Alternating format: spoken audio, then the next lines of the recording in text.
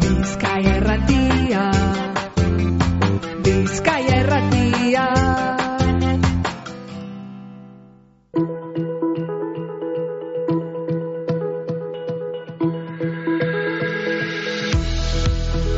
Eta 6 minutu besterik ez goizeko 9:00 eta bestelako kontu batzuk honen bestez.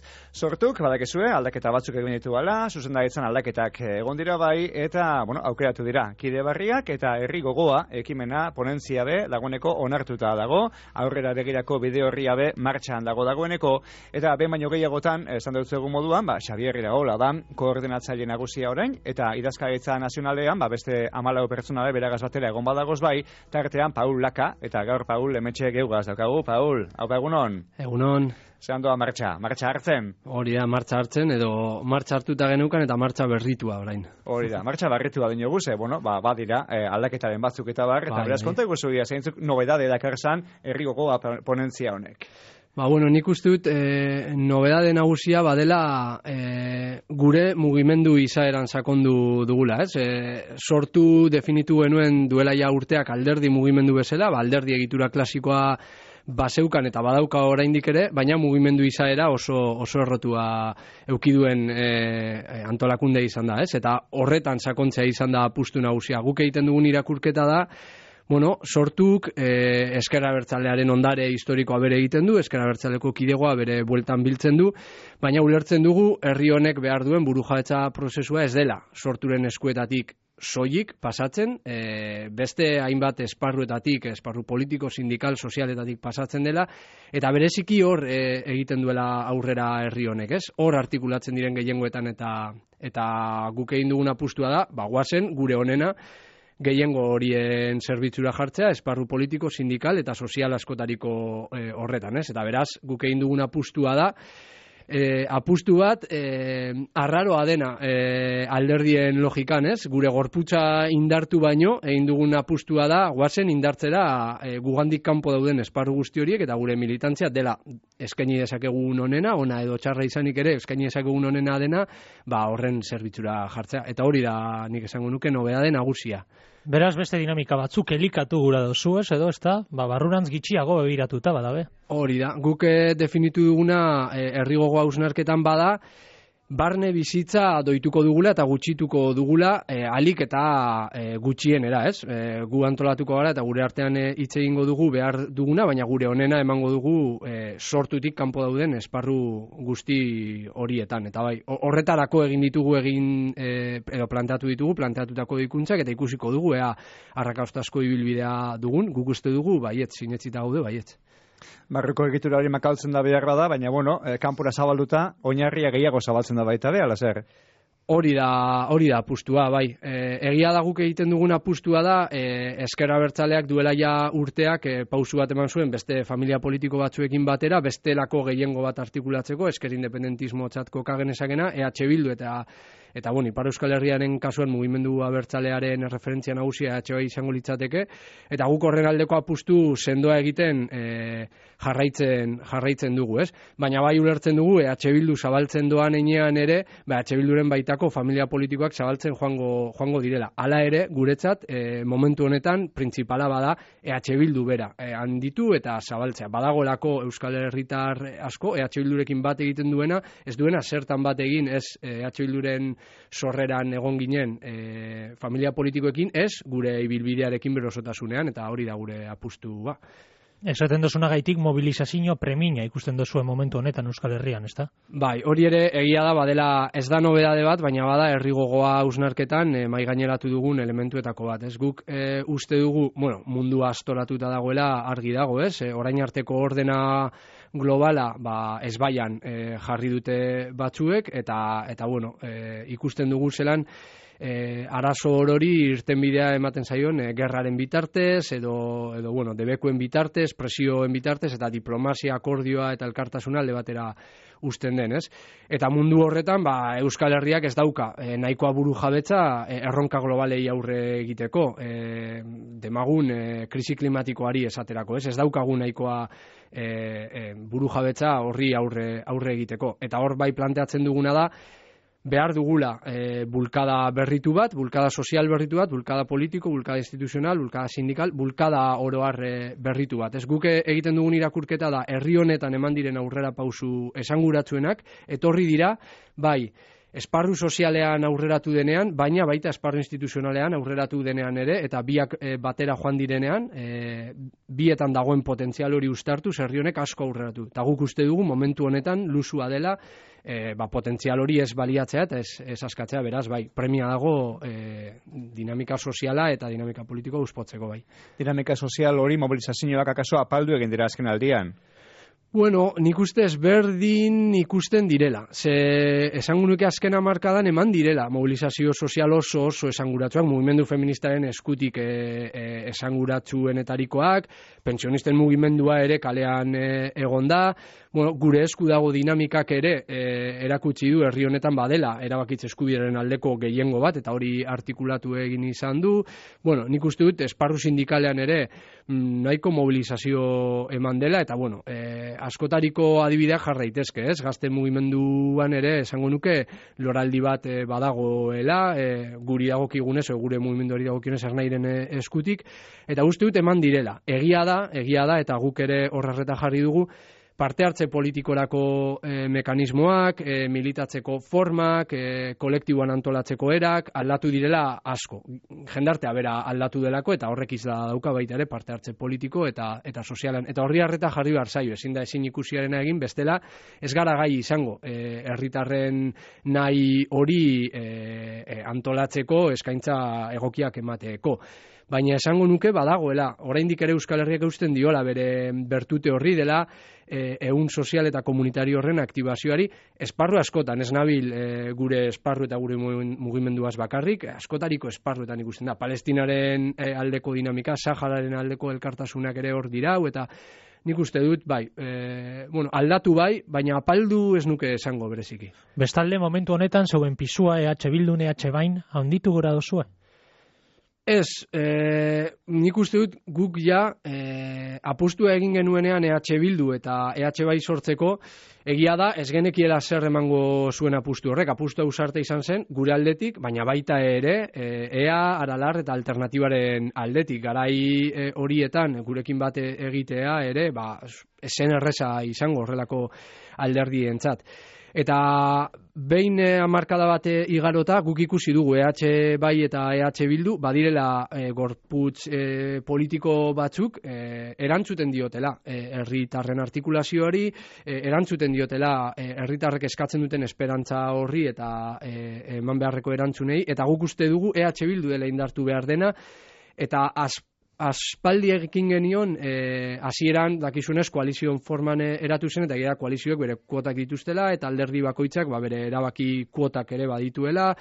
Hori EH Bildun jada ez dago. Herrietan egiten diren zerrendak, ematen diren eztabaidak, ematen dira EH Bilduko kideen artean, eta gaur egun nekeza da identifikatzea nor ze familia politikotik datorren EH Bildun, eta are gehiago esango nuke badagoela jende asko ez datorrena inongo familia politikotik eta EH Bildurekin berarekin egin duela bat. Beraz EH Bildu ja bada tresna autonomo propioa, eta hori da indartu nahi duguna. Emoten dago EH Bildu, inkestak eta ikusita eta entzun da behintzat, nahiko joera honean dagoela, ez? Bai, uste dut, arrakastazko bidea badela EH Bildurena. EH Bildu da,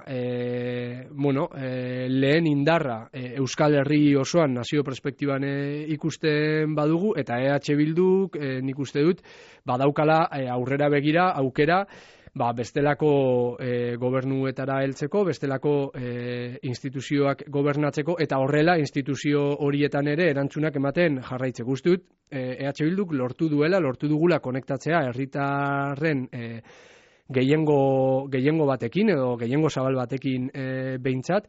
Uste dut, hitz egiten dugula herriak dituen kezkez, eta hauei erantzun positibo bat ematen saiatzen garela. Beti asmatzen dugun edo ez, hori herriak epaituko du nolabait, baina guk uste dugu arrakastazko ibilbidea izan dela, eta oraindik ere potentzial handia daukala EH Bilduk bere baitan hasten jarraitzeko eta esperantzaren bloke hori artikulatzen jarraitzeko. Proiektu nazionala eguneratu behar dela dinozue, horretarako zeintzuk dira emon beharreko pausoak, zer egin behar da? Bai, hori bada gakoetako bat, ez? Guk egiten dugun irakurketa da, Euskal Herriak lehen esan duan bezala, badauka zen komunitario oso sendoa izan du, esango nuke historian zehar, eta egia da, herri honetan egon direla aurrerapen esanguratsuak momentu historiko konkretuetan 60. hamarkada horren adierazle da, esparru kulturalean, euskararen bizi berritzean eta proiektu nazionalaren beraren bizi berritzean. Eta uste dugu olatu hori heldu dela hondartzaraino eta berpisten ez badugu atzeraka etor daitekeela, ez? Ikusten ari garaia da atzeraka badoala zenbait eremutan eta zentzu horretan hitz egiten dugu proiektu nazionala eraberritzeaz. Eta proiektu nazionala eraberritzeko lehenik eta behin pentsatu behar da nazio gisa, Euskal Herri gisa. Gurea nazio txikia izateaz gain eta aspiratua, zapaldua edo ez onartua izateaz gain, nazio zatitua da, eta askotan gertatzen zaiguna da logika instituzional horretatik pentsatzen dugula, ez? Pentsatzen dugu EAEn, pentsatzen dugu Nafarroan eta pentsatzen dugu Ipar Euskal Herrian. Eta guk uste dugu badela garaia Euskal Herri bezala pentsatzeko. Aintzat hartuz daukagun banaketa administratiboa eta horrek dituen mugak eta beraz horiek gainditzeko nahiarekin, baina uste dut pentsatu behar dugula Euskal Herri bezala. Eta beraz, Euskal Herri bezala proiektuak irudikatu, Euskal Herri bezala prozesuak irudikatu eta Euskal Herri bezala aurreratzen saiatu. Hori izango litzateke gako nagusia. Eta noski, gehiengoak artikulatu horren zerbitzura, nolabait gehiengo sozialen beharretara egokitutako erantzunak ematen saiatzea, eta lehen hitz egin dugun belaunaldi erronka horiei, krisi klimatikoa izan daitekena esaterako, Euskal Herritik Euskal Herrirako erantzuna eman, ez? Horretarako noski behar duguna da, eta hori bada proiektu nazionalaren egiteko nagusietako bat, burujabetza kota arek eta handiagoak eskuratu, burujabetza osoa eskuratu arte. Gutxi gora bera hor kokatuko nukenik eraberritze nazionalaren, proiektu nazionalaren eraberritzearen logika. Zatiketea aipatu dozu, eta egia da, egoera ezberdinak dagozala, abiadura ezberdinak begon badagozala, eta Euskal Autonomia Erkidegoan besteak beste, estatusaren gaineko eztabaidea legebiltzarrean dagoeneko. Zein emaitza da zeuentzako onartzeko modukoa, eta zein ez onartzeko modukoa? Lehenik eta behin, eta erantzun baino lehen, erantzuna emango dute, baina egia da, EAEn badagoela pilpilean, eta ikusten da, nahiz eta diskrezioz eramaten ari den, foro publikoetan jakina da, PSE, PNV eta gure H Bilduren artean badagoela, eztabaida bat edo elkarrizketa batzuk badaude, baina egia da Ipar Euskal Herrian ere momentu honetan Euskal Elkargoa sortu zenetik eta ona ibilbide bat egin dela eta hausnarketa batzuek esaten dutela hor aurrera pausuak eman behar direla. Esparru demokratikoaren sakontzean, hautaketei dagokionez edo eskumenen zabaltzean, eta Nafarroan ere badago aktibatuta, nahi bada lausoago edo esain era publikoan autogobernuaren inguruko eztabaida foro bat. Beraz, uste dut hemen ere Euskal Herrian esan bezala, zuke aipatu bezala, denbora ezberdinetan, baina eztabaida ematen ari dela Euskal Herri osoan zehar. Eta EAEra etorrita, nabarmenena dena eztabaida ematen ari dela, guk uste dugu burujabetza osoaren bidean aurrerapen oro egokia izan daitekela. Kontua da, aurrerapen horiek ze markotik egiten ditugun, eta gure ustez elementu printzipaletako bat bada aitortzea Euskal Herria nazio bat dela. Hor ez luke arazorik egon beharko, baina behin Euskal Herria nazioa dela aitortuta, estatuarekin, kasu honetan Espainiar estatuarekin daukan harremanaren logika ere eraldatu beharko litzateke, sujetu politiko propio bat bagara, aldebiko harreman hori, izan beharko litzateke hori, aldebikoa, berdinen artekoa, eta hori guretzat gako nagusietako bat da, eta transferentzien gaiak argi erakusten du. Guk edozein transferentzia Euskal Herrira etortzearen aldekoak gara, hori noski, baina egia da, gaur eguneko logikan, badirudi, transferentziak ematen direla interes konkretuen arabera, eta momentuko egoera politikoaren arabera. Guk uste dugu hori superatu behar dela, eta eztabaida markoa ezin dugula hor kokatu. Transferentziak eskuratu behar ditugu, baina ezin da hor egon eztabaida markoa, baizik eta aldebiko harreman horietan. Eta horiek badira gutxieneko oinarriak zehozer aurreratu nahi badugu.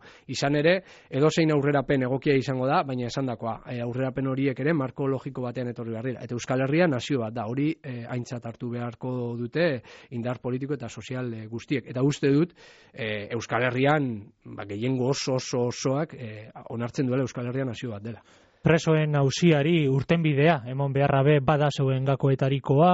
Azken egunotan ikusten gabiz, baimenekaz eta polemika sortu egin dala. Baikorrak sarie alde horretatik? Bai, eta azken urtek baikortasunerako arrazoiak ematen dizkigute. Guk uste dugu hor aurrerapenak ematen ari dira, izan da kolektibo bat preso politikoena salbuespena lege izan duena, ez? Dispertsio politika aplikatu izan zaie preso hauei, eta ondorioz euren senitartekoei eta lagunei ere bai, lehen graduan egin izan dituzte kondena osoak, eta hori anomalia bat da, egungo espetxe legediaren logikan, isolamenduan ere urte luzeak pasa izan dituzte, eta lortu dugu legezen salbuespen hori, jada, bertan bera ustea, ez, dispertsio politikarekin amaitu zen, kondena osoa lehenengo graduan egitearen anomalia horrekin ere bukatu zen, eta ondorioz, ibilbide penitentziarioan logika dituzten aurrera pausuak kide hauei ere aplikatzen zaizkie, artean, 3. graduak ematea. Guk uste dugu positiboak izateko aukerak badaudela, eta egia da, hemen ikusten dela, badagoela, erreakzio bat, sektore batzuen partetik, ohikoa den hori anomalia bilakatu nahi dutena, eta preso batzuei euren eskubidearen 3. gradua ematea anomalia bilakatu nahi dutena. Zentzu horretan nik uste dut, badela adierazgarria ze sektore diren polemika antzuak auspotzen ari direnak, eta nolabait, ze beste kide esanguratzuk normaltasunaren baitan kokatzen dituzten horrelako urratsak, ez? Eta guk uste dugu bai positiboak izateko ikuspegia badaukagula, eta badela gai bat, konponbidean jarri behar dela Euskal Herriak aurreratu nahi badu behintzat. Biktima batzuk eta euren mina bai adierazten dabe, honakoen aurrean, presoak eta kalera urteten da benean, eta hori min hori ulertzen dozue? Bai. Esan nahi nuena sektoren kontuarekin hori da, sektore batzuk badaudela uspotzen polemika hauera publiko eta nabarmenean, Euskal Herriaren agendan eta ezin egonen artean ez dauden gai batzuk kokatuz lehen lerroan era artifizialean, eta esanguratsua da baita ere biktima batzuek ulertuta ere, nolabait, biktima diren enean eta herri honetan egon diren askotariko indarkerien artean eurek ere sufrimendu hori pairatu izan duten enean, ikustea pausu hauek nahi bada minetik, baina normaltasunetik, eta bai eskuzabaltasun osoz apustua egitea ematen ari diren urratxo horiek normaltasunean ez ezik beharrezkotasunean ere kokatzeko.